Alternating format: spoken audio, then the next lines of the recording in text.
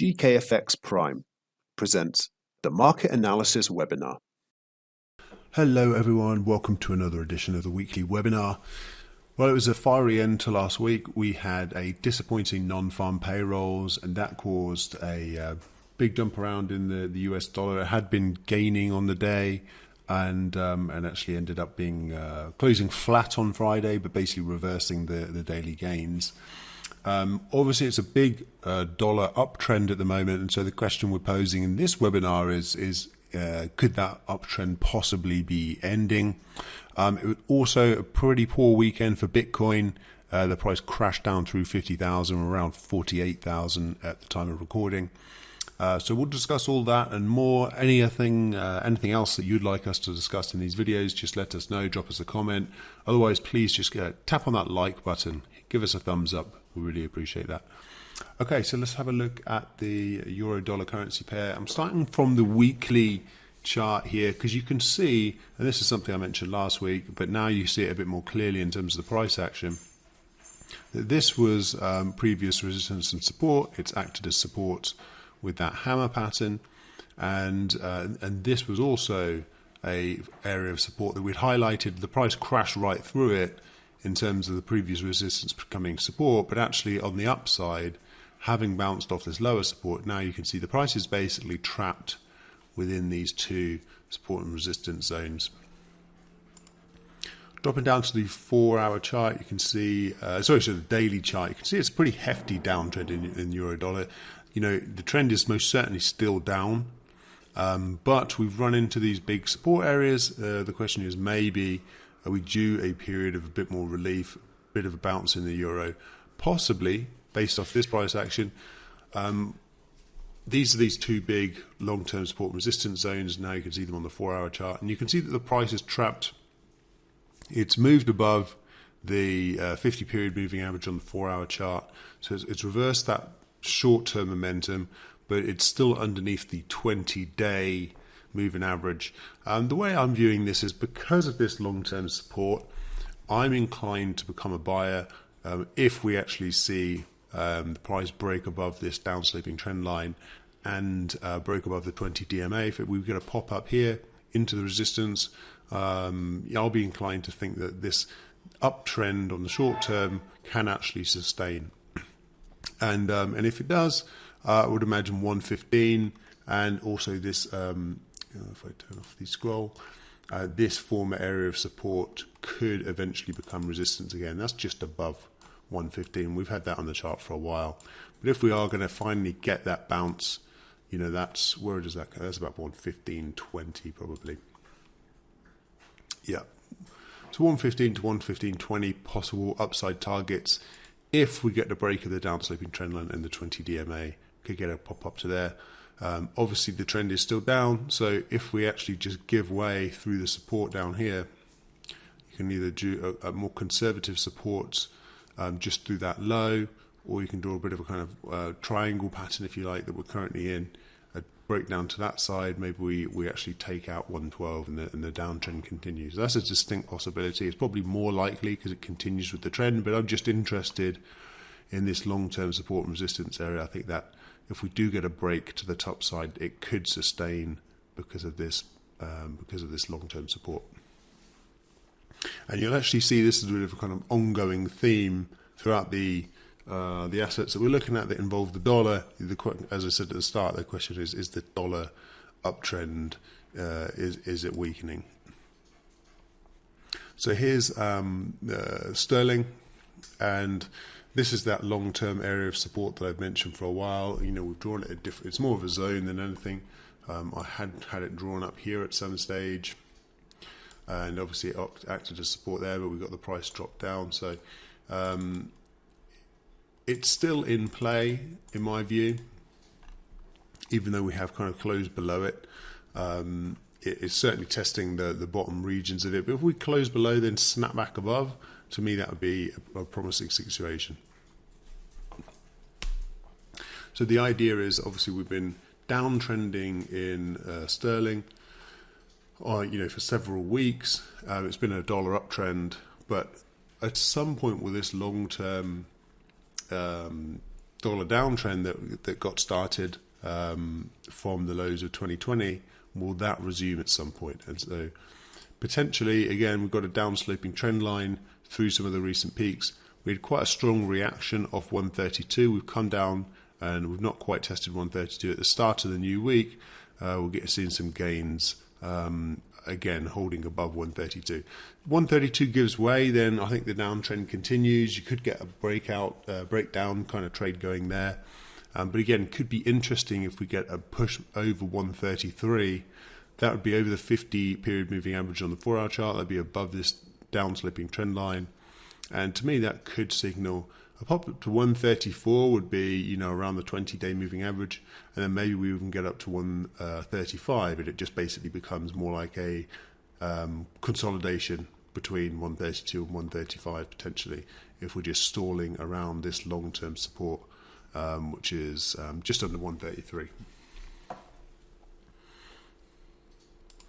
Dollar yen, probably the most interesting of the bunch. I said similar things last week, but we're just looking at all these tails pushing up through this long-term resistance area. If I zoom in a bit, you can see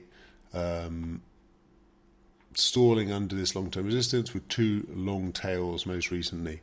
So it's certainly the price is struggling to get beyond there. Is this just a consolidation before it eventually pushes to the top side? I mean, it could be. But there's certainly some signs of selling coming in, obviously, with that big down candlestick there. And that, we had highlighted last week, came alongside some bearish divergence. So while price made new highs, the RSI made lower highs. So now you can see that if I drop down to the 4-hour chart, you can see we're basically choppily consolidating above that former low as support with a few false breakdowns. And if we actually get a daily close under that previous low, which is about 112.70, we get a close under there, then I think that that will be the trigger for the next big leg down, and potentially comes down to this, this kind of zone starting at this high here, 112, and then more like 11.70 from this peak back here. So that would be the next downside target if we do take out this low here. So it's a choppy old market in dollar yen. This is the ceiling, 113.62, let's say, or 113.60. The configuration of the moving averages is down. So if we do get a pop above there, I'm not necessarily looking to buy into any breakout of this area, because the overall the market does look weak. But maybe we end up just consolidating further, because if you look at this chart overall, the most recent period has been weak, but before that was strong, then it was weak. So it's really actually going pretty sideways. So that may continue. Not the easiest market to trade, I would say, overall in dollar yen, but just looking for this big breakdown, potentially from this long-term top situation. So if this is a top and we're going to break down through there, then actually we could get, this would be the first target, but then we could be heading, significantly lower. Moving over to precious metals, this is the weekly chart. I think this probably best represents gold for the time being, is this down-sloping channel correction. And at the moment you can see that we had this same zone on last week. This zone of support basically around 1750, which apart from this big kind of flash crash low, but even then, it's been basically holding all the weekly closes going back to April. They've been holding on to this support.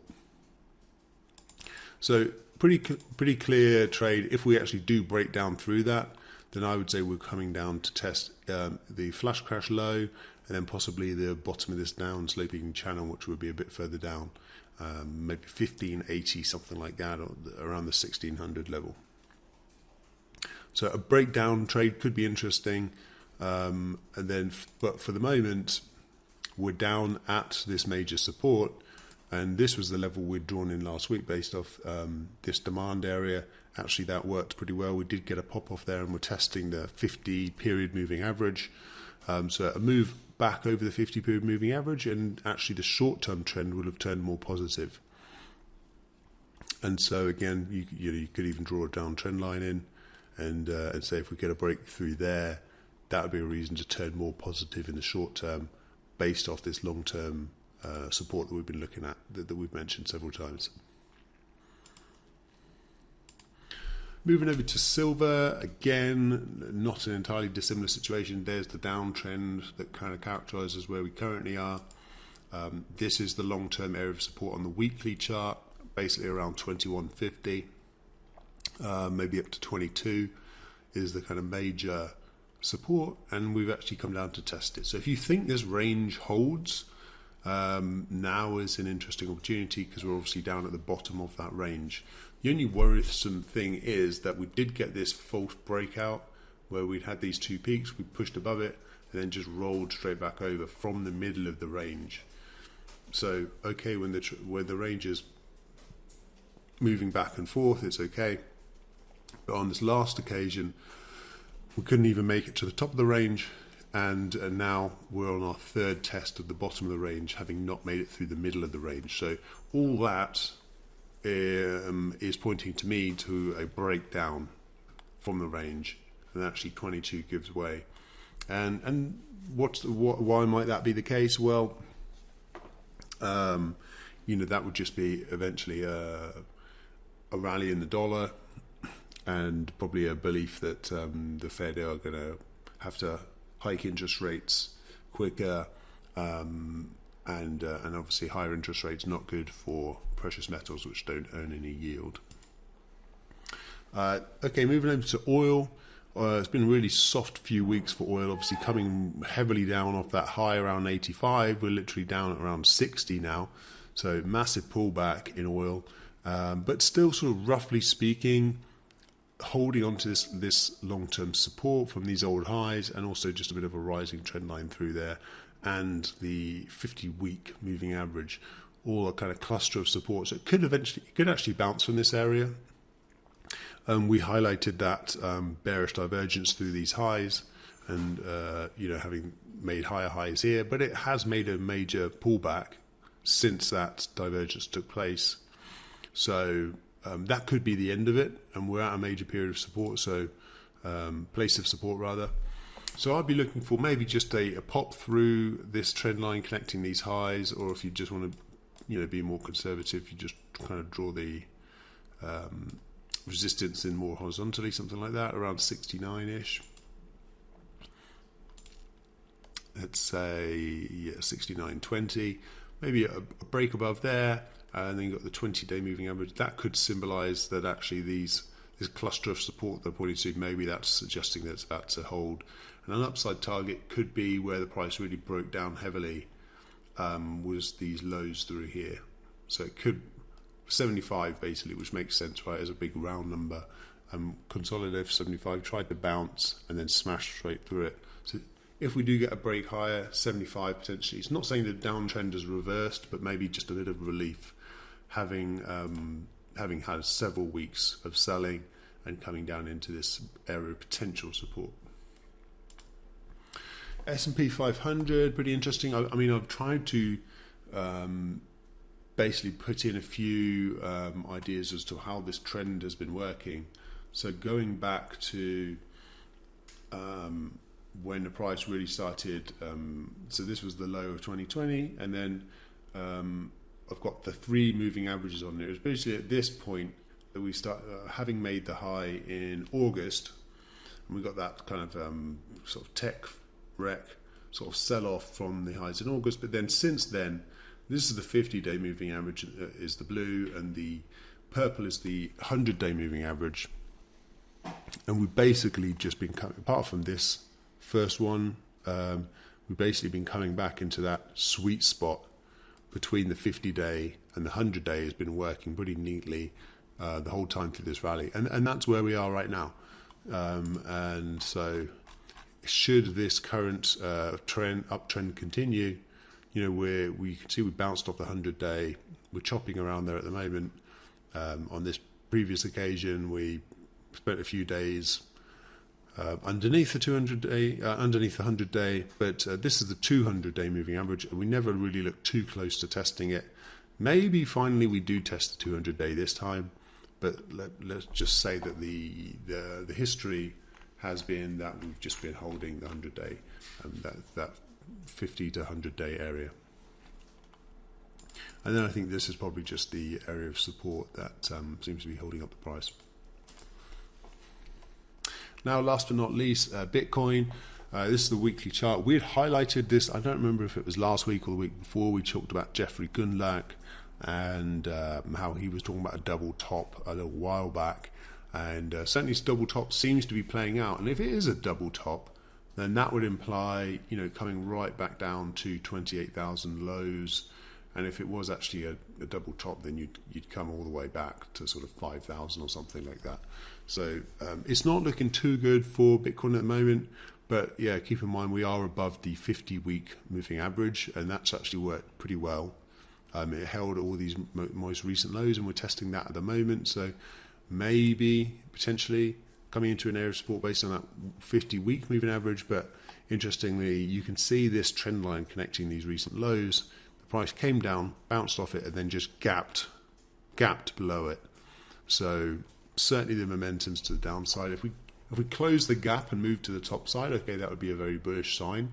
But for the moment, that gap down from the rising trend line suggests the trend is reversing, and the momentum is certain to the downside. And that follows those two bearish divergences that we talked about before. So they ended up being pretty good, a pretty good setup. That we'd mentioned from those bearish divergences. If you are looking for an opportunity to buy, then as I say, around the current areas for the 50-day moving average, but you could get a test of these lows through here, or maybe this gap never got filled. So it could be you could drop all the way back down to close this gap and then rally. So still some hope, and this is obviously the long-term area of support, basically the neckline to the double top through there, through about basically 30,000. So maybe we get a test of 30,000. It certainly looks very soft at the moment, but look out for these areas of support in the meantime. All right, thank you very much, everyone. Good luck trading this week. Thanks for joining, and make sure to subscribe to the channel so you don't miss these videos as soon as they come out. Thanks, everyone.